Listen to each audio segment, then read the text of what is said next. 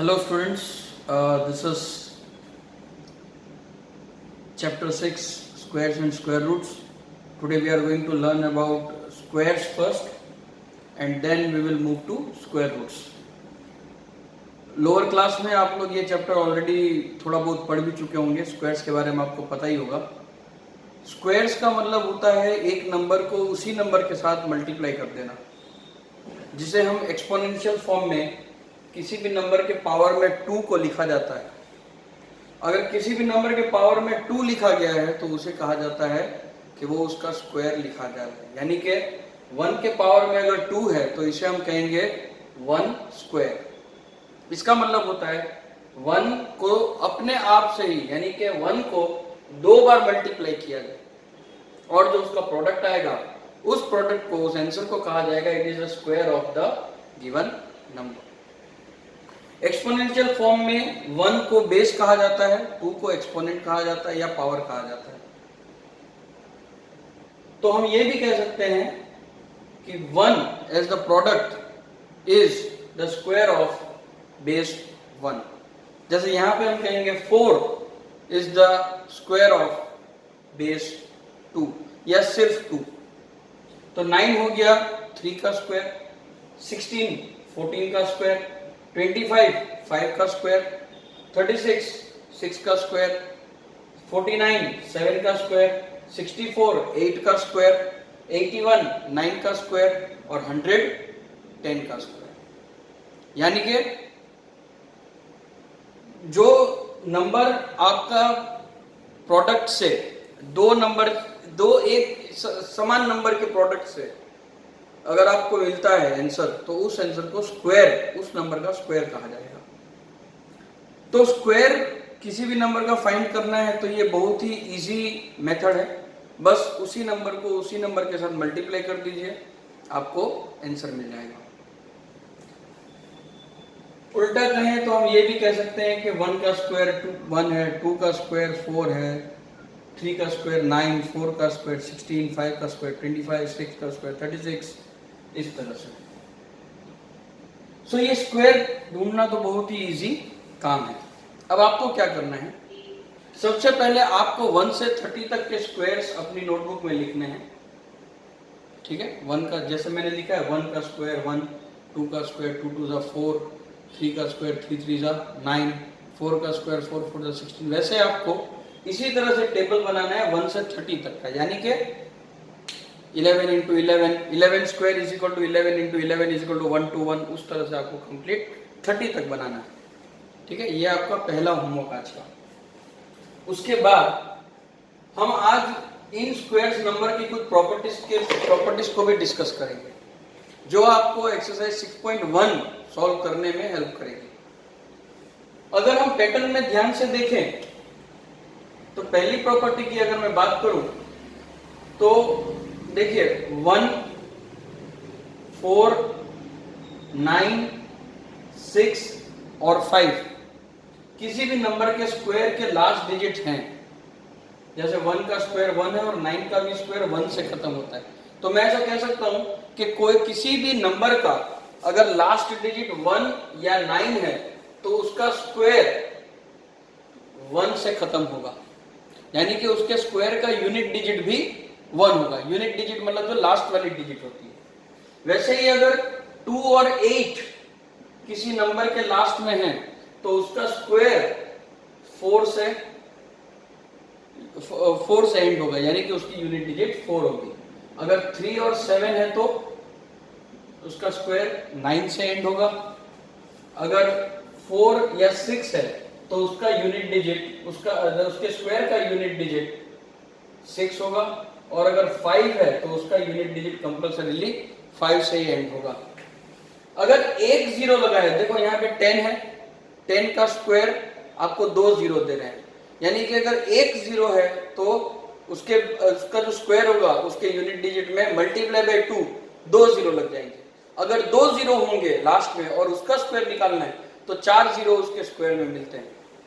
ये हम आगे देखेंगे. तो एक 0 होगा तो उसका स्क्वायर जो है वो भी 0 से एंड होगा, लेकिन एक 0 है तो यहाँ पे आपको 2 zeros मिलेंगे. वैसे ही अगर नंबर में 2 जीरो हैं तो उसके स्क्वायर में आपको लास्ट में 4 जीरोज मिलेंगे। 3 जीरोज हैं नंबर में एंड में तो उसके स्क्वायर में 6 जीरोज आपको मिलेंगे। ठीक है, तो ये पहली प्रॉपर्टी हो गई। इस प्रॉपर्टी से हम ये नतीजा भी निकाल सकते हैं 2, 3, 7 और 8 किसी भी नंबर के स्क्वायर के एंड में नहीं आता। यानी कि आपको अगर मैं ऐसा पूछूं कि एक नंबर है 572 और ये स्क्वायर है कि नहीं, तो आपको उसमें कोई लंबी प्रोसेस करने की जरूरत ही नहीं है, क्योंकि 572 2 से एंड होता है, 2 से एंड होता है, इसीलिए वो परफेक्ट स्क्वायर हो ही नहीं सकता।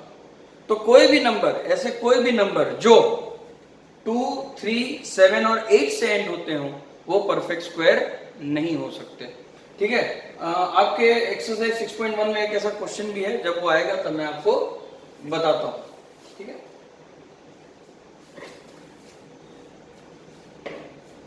फिर जैसे मैंने आपको कहा कि एक जीरो अगर लास्ट में है नंबर में तो उसके स्क्वायर में 2 जीरोज होंगे। अगर 2 जीरो है नंबर में तो उसके स्क्वायर में 4 जीरो होंगे। 3 जीरो है अगर नंबर में तो उसके स्क्वायर में 6 जीरोज होंगे। मतलब कि अगर ऑड नंबर ऑफ जीरोज हैं, जैसे कि 1 जीरो है किसी नंबर में, या 3 जीरोज हैं, या 5 जीरो हैं, जैसे कि 8000 इसमें 3 जीरो हैं, 160 एक ही जीरो है, 70,000 7 लाख इसमें 5 जीरो है। तो ये नंबर कभी भी स्क्वायर नंबर्स नहीं हो सकते। कुछ भी हो जाए ये स्क्वायर नंबर्स नहीं होंगे। तो इस तरह से कुछ प्रॉपर्टीज हैं स्क्वायर नंबर्स की जो आपको याद रखनी है। तो ये 2-3 प्रॉपर्टीज हो गई हमने जो अभी डिस्कस की। एक ये हो गया, एक 2, 3, 7, 8 वाली प्रॉपर्टी हो गई, एक नंबर ऑफ जीरोस वाली प्रॉपर्टी हो गई। एक और प्रॉपर्टी है कि अगर आपका नंबर ऑड है तो उसका स्क्वायर नंबर भी ऑड होगा, और अगर आपका नंबर इवन नंबर है तो आपका स्क्वायर नंबर भी इवन नंबर होगा। यहां पे एक बार और देख लेते हैं, 1 ऑड नंबर है तो उसका आंसर ऑड है। Even number even, odd odd, even even, odd odd, even even, odd odd, even even, odd odd, even. मतलब ऑड नंबर का स्क्वायर ऑड नंबर देगा, इवन नंबर का स्क्वायर इवन नंबर देगा। ठीक है, अब आपकी बुक में कुछ पैटर्न्स बने हुए हैं, वो पैटर्न्स को हम ऑनलाइन क्लासेस के लिए छोड़ देते हैं। वो हम जब इकट्ठा होंगे तब करेंगे, अभी उसको करने की जरूरत नहीं है। एक और प्रॉपर्टी है यहाँ पे पाइथागोरियन ट्रिपलेट की, और square numbers between 2 consecutive squares, वो भी हम बाद में डिस्कस करेंगे। उसमें भी ज़्यादा कुछ है नहीं, वो इसके बाद के वीडियो में लूँगा। और एक्सरसाइज 6.1 का लास्ट क्वेश्चन है वो। ठीक है, अब हम आ जाते हैं एक्सरसाइज 6.1 में। ये है एक्सरसाइज 6.1 का क्वेश्चन नंबर 1, और इसमें पूछा है what will be the unit digit of the square of these numbers. In number के स्क्वायर का यूनिट डिजिट कैसा होगा। तो आपको क्या करना है, इन नंबर के यूनिट डिजिट आपको देखने हैं। ठीक है, अब जैसे 81 है तो 81 का यूनिट डिजिट 1 है, तो 1 का स्क्वायर कर दीजिए। 1 का स्क्वायर क्या होगा, 1। ठीक है, तो इसका यूनिट डिजिट आपको क्या देगा, 1। इस तरह से आपको नहीं लिखना, आपको स्टेटमेंट लिखना है। यहां पे आप लिखोगे the unit digit of square of 81 is 1। वैसे यहाँ पे 273, the unit digit of square of 273 is, अब 3 का स्क्वायर करो, 3 का स्क्वायर क्या है, 9 is 9। The unit digit of square of 799 is 799, last में 9 है, उसका स्क्वायर करो तो 81, तो 81 यूनिट डिजिट नहीं हो सकता, तो 81 का यूनिट डिजिट क्या है, 1, सो 1। उसी तरह से the unit digit of square of 3 853 is 9।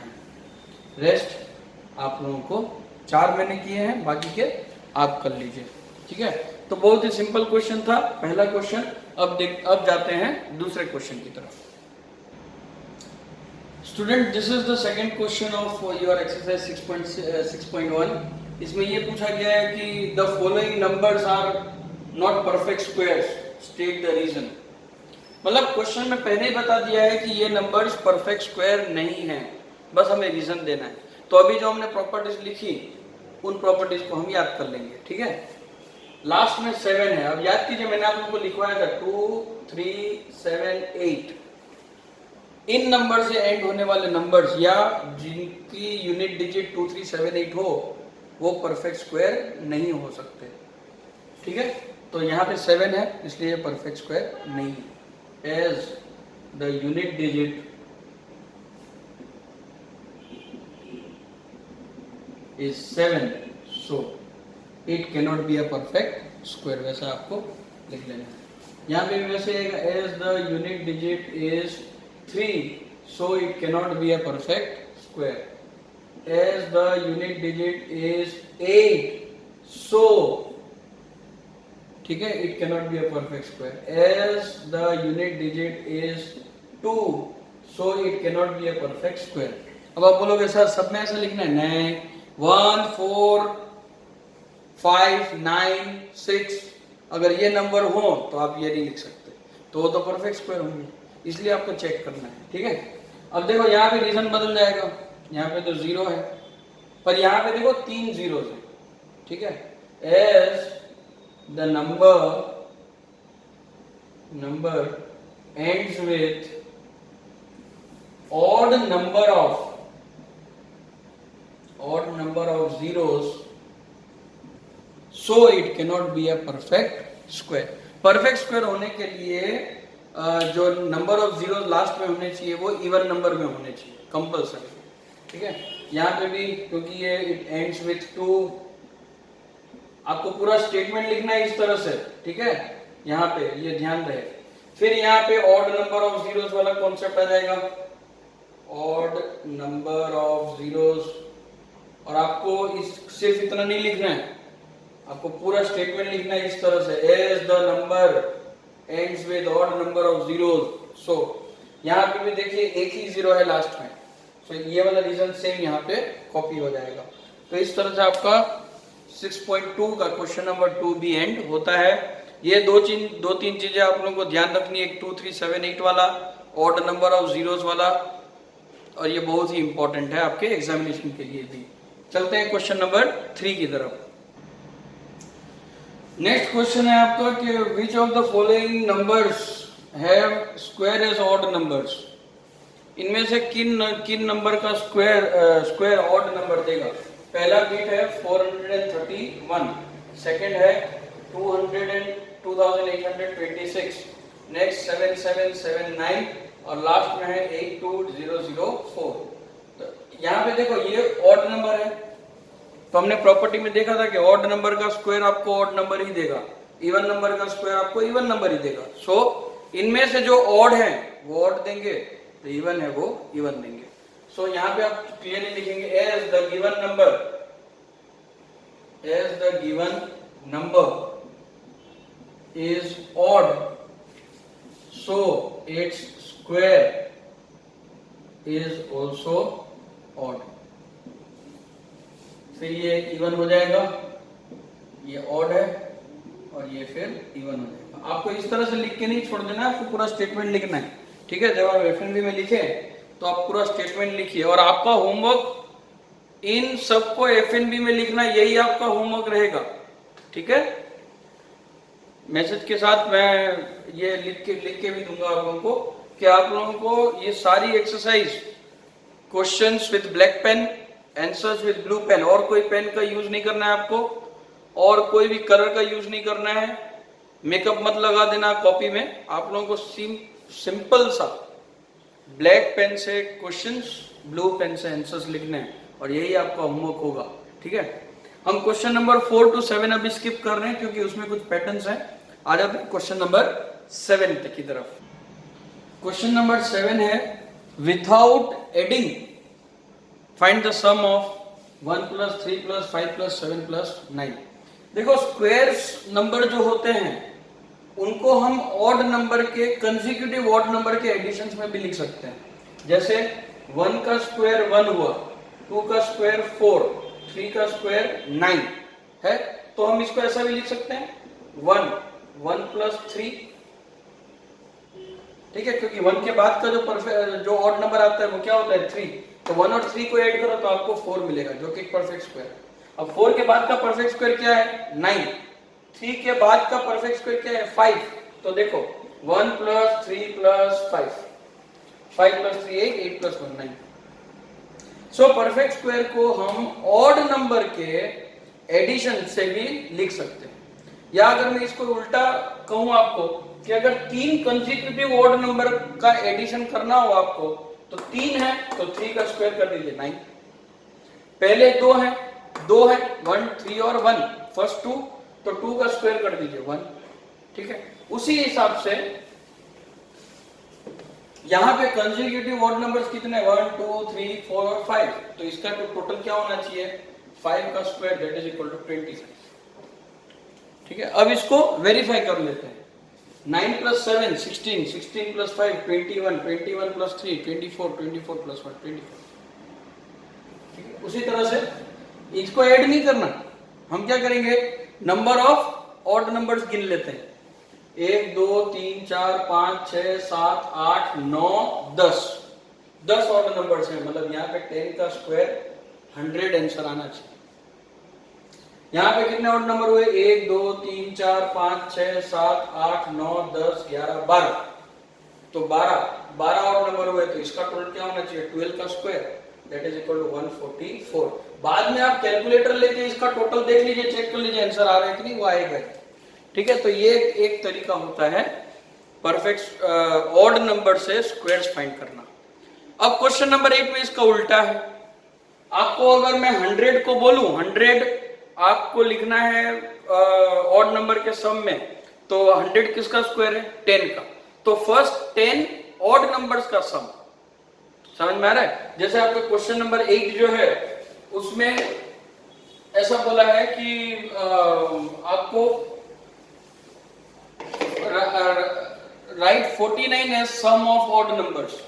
Question number 8 का first bit 49 as sum of odd numbers, तो 49 किसका स्क्वायर है 7 का स्क्वायर 49 होता है, तो फर्स्ट 7 ऑड नंबर्स का सम लिखेंगे हम, तो ये हो जाएगा 1 + 3 + 5 + 7 + 9 + 11 + 30, 7 हो गए 1 2 3 4 5 6 7 कंसेक्यूटिव होने चाहिए, बीच में एक भी छूटना नहीं चाहिए, ठीक है। अब चेक कर लेते हैं 13 + 11 24, 24 + 9 33, 33 + 7 40, 45 43, 13 24 24 + 9 33, 33 + 7 33 + 7 40 45 और 48 और 1 49, ठीक है, राइट। उसी तरह से सेकंड पूछा हुआ है आपको 121, तो 121 किसका स्क्वायर है 11 का, तो 11 ऑड नंबर्स लिखने हैं कंसेक्यूटिव 1 + 3 + 5 + 7 + 9 + 11 + 13 + 15 + 17 + 19 1 2 3 4 5 6 7 8 9 10 और 11। अब इनका टोटल अगर आप करोगे तो आपको ऑटोमेटिकली 121 मिल जाएगा, ठीक है। तो ये है 6.1 का क्वेश्चन नंबर 9, उसके लिए एक पहले डेरिवेशन करना है हमें, उसके बाद मैं आप लोगों को क्वेश्चन नंबर 9 करवाऊंगा। आप लोगों को आज एफएनबी में इतना कंप्लीट करना है, क्वेश्चन नंबर 9 के लिए थोड़ी स्पेस छोड़ देनी है, और एक्सरसाइज 6.2 का क्वेश्चन नंबर 1 कंप्लीट कर देना है। कुछ नहीं है, सिर्फ स्क्वायर फाइंड करने हैं नंबर के। जैसे 31 दिया है तो 31 का स्क्वायर 31 × 30, उस तरह से मल्टीप्लाई करके आपको इसका आंसर निकालना है। तो 5 बीट इसके हैं, तो 6.2 का क्वेश्चन नंबर 1 और 6.1 के ये 5 क्वेश्चंस 1 2 3 1 2 3 7 8 इतने आप कंप्लीट कर लीजिए। नेक्स्ट वीक हम फिर से मिलते हैं आपके साथ अगले ऑडियो के साथ। Thank you. Okay, till then bye.